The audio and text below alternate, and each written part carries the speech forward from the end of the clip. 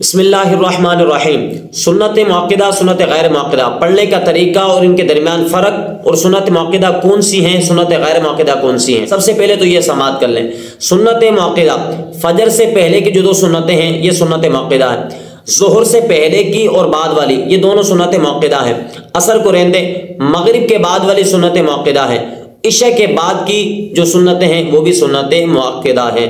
اور غیر موقدہ کون سی ہیں؟ عصر سے پہلے کی جو چار سنتیں ہیں یہ سنت غیر موقدہ ہیں، اور عشاء سے پہلے کی جو چار سنتیں ہیں یہ سنت غیر موقدہ ہیں۔ سنت موقدہ غیر موقدہ کے اندر فرق کیا ہے کہ جس پر اللہ کے پیارے محبوب علیہ الصلوۃ والسلام نے ہمیشگی اختیار فرمائی ہو، بغیر کسی سخت مجبوری یا عذر کے اللہ کے پیارے محبوب علیہ الصلوۃ والسلام نے نہ چھوڑا ہو، انہیں سنت موقدہ کہا جاتا ہے۔ سنت غیر موقدہ وہ ہے کہ جس پر اللہ کے پیارے محبوب علیہ الصلوۃ والسلام نے ہمیشگی اختیار نہ فرمائی ہو، کبھی پڑھ لی ہوں اور کبھی چھوڑ دی ہوں، یہ سنت غیر موقدہ ہے۔ اور سنت موقدہ چھوڑنے والا گناہگار ہوگا، اور سنت غیر موقدہ اگر پڑھتا ہے تو ثواب ملے گا، اگر نہیں پڑھتا تو کوئی گناہ نہیں ہے۔ اور سنت موقدہ غیر موقدہ پڑھنے کا جو فرق ہے وہ یہ ہے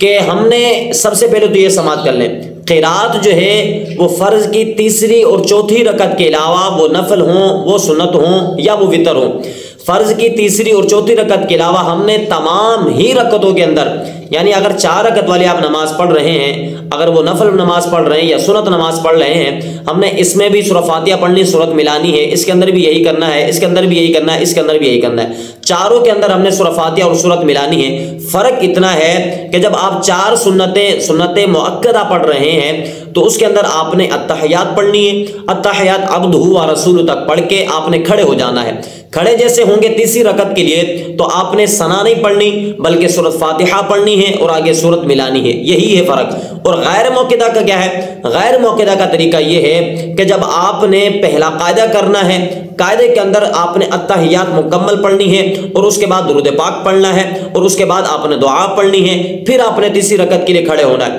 تیسری رکعت کے اندر جیسے ہی آپ کھڑے ہوں گے تو آپ نے سب سے پہلے تعوذ، تسمیہ، ثنا اور سورہ فاتحہ اور سورت پڑھیں گے، یہ ہے فرق، باقی اور کوئی فرق نہیں ہے۔ قرات جو ہے فرض کی تیسری اور چوتھی رکعت کے علاوہ باقی تمام ہی نمازوں کے اندر سورہ فاتحہ کے بعد سورت ملانا واجب ہے۔ اللہ کریم سے دعا ہے جو ہم نے سنا ہم سب کا عمل کی توفیق عطا فرمائے۔ ویڈیو کو زیادہ سے زیادہ شیئر کیجیے گا، بہت سارے لوگوں کو اس کا پتہ نہیں ہوتا کہ سنت موقدہ غیر موقدہ کو پڑھنے کا طریقہ، اگر آپ شیئر کریں گے ہو سکتا ہے کسی کو اس سے فائدہ ہو جائے۔ اللہ کریم سے دعا ہے جو ہم نے سنا ہم سب کا عمل کی توفیق عطا فرمائے۔